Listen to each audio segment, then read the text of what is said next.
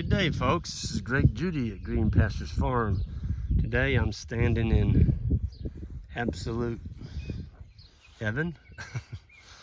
This is the paddock that we grazed 3 weeks ago.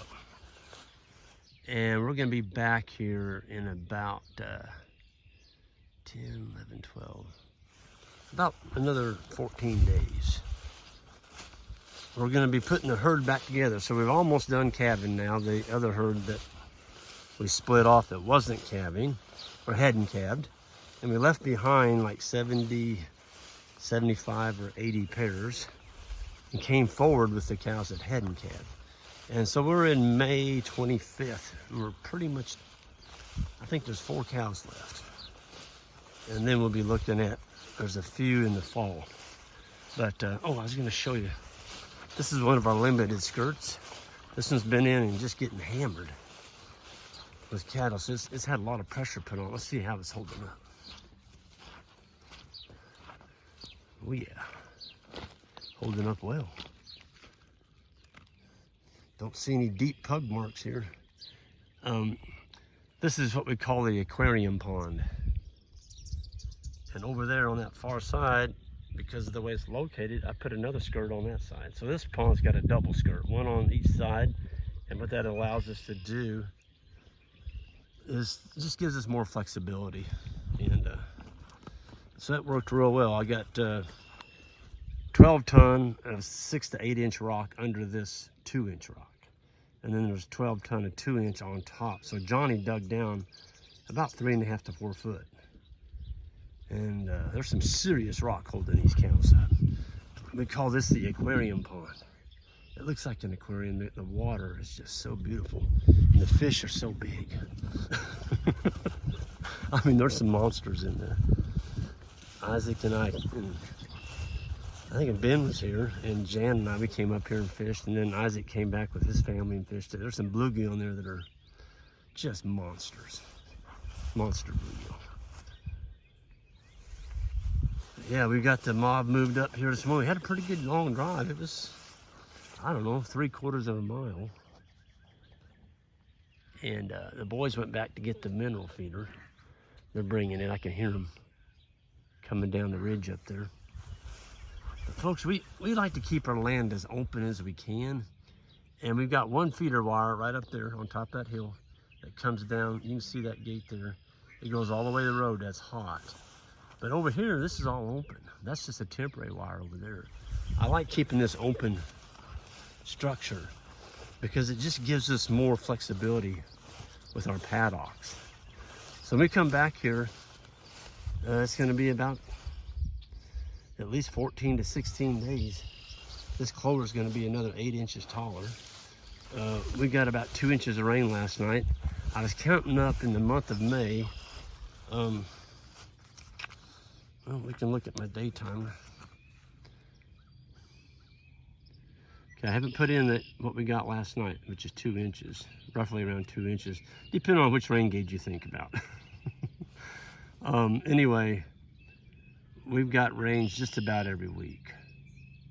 It's just one of those picture-perfect springs. I've had the springs that were the other way where you didn't get any rain, and you kind of hold your breath and you start looking at what can I sell.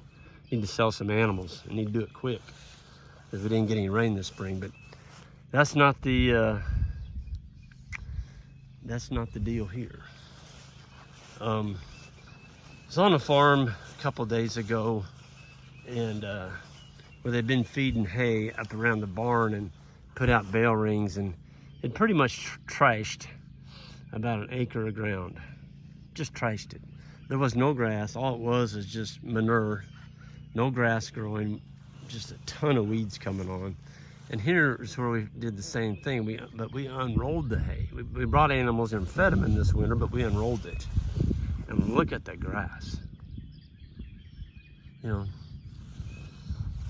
$1,000 a ton for fertilizer, headed towards $6 a gallon for diesel. Folks, we have got to get control of our inputs and figure out how to run livestock without all these fossil fuels. And it seems like the push is to get fuel high so people won't use as much of it.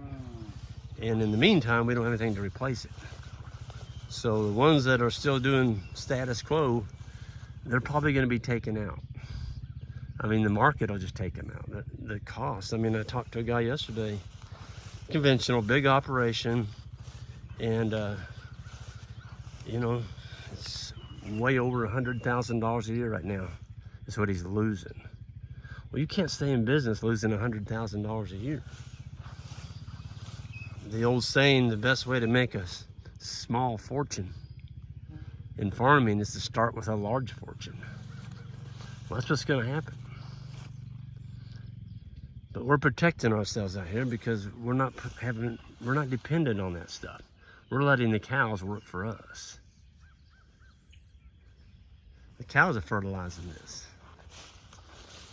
Yes, we do buy some hay, but when you buy hay, you're a lot better taking care of your grazing, because every time you feed a bale, it hurts. And so you become better grazing managers. I love the milkweed out here. Look at this. You talk about some monarch butterfly stuff. Look at that. They're everywhere out here. That's cool. People be out here, aren't you gonna? I had a guy the other day come out, and he walked out in the pasture and he saw some of these, and he saw that ironweed and he saw some milkweed and was like, well, you better spray that. You better get the spray on that. Weed's gonna take your farm. I'm like, them weeds been here for tens of thousands of years. They haven't taken it yet. And my animals eat a lot of them weeds. So an animal eats a weed, is it a weed? No. It's a forb. It's a forb. They're gonna eat it. They're gonna do well on it. The more diversity of plants you can have on your farm, the better off you are. Look at that. There's a little patch of hay that got too thick. My gosh, you see all the worms disappearing in there? Think we got so alive? Oh man, look at that one. Nice juice. I'm gonna cover them back up. Those worms will have us all into earthworm castings in about probably another week or so. That'll just be gone. That'll be beautiful, rich soil that'll grow us more rich forage. I like seeing all this milkweed though. I love the butterflies. I love the monarchs. And, you know, if you got some blossoms of milkweed, they love it. It's a really good plant to draw in monarchs. So, kind of excited about that. Just a beautiful day. I'm gonna go ahead and get out of here. The boys are waiting up there by or one of them is up. I heard him come up to the barn, and we're gonna go move the bulls. And want to give a shout out to our bull customer last night that won the bull auction, 949. Man, did you get a good bull? And thank you very much for your purchase of our Green Pastures Farm macho bull. And I think he's going to serve you very, very well. And the purchaser of 92, thank you. That was the macho bull before him. We've got one more left, 935. And we're headed over there now. Well, it's not raining this morning. Maybe I can get a video of him. Oh, the boys are over there tagging a calf. I heard him squall. So we had a new calf yesterday. You don't tag him on the day you calve. Always wait 24 hours. You go out there and grab that baby and that mama's licking on it. She just had it. There's a real good chance that that's a new mama that's never had a calf. You could spook her off. And now all you've got is a bottle calf. Leave them alone. Let them bond. Baby to cow bonding time. Huge, huge deal. Man, I tell you what, these cows are gonna be so happy when they come back in here. Look at all that. There's some orchard grass. There's some timothy. Look at that. Big old clump of timothy coming on. Man, oh man. If I was a cow, I'd be happy in here. If I was a deer, I'd be happy in here. Anyway, I'm gonna sign off. Everyone have a good one and be safe out there, and we'll see you down the road.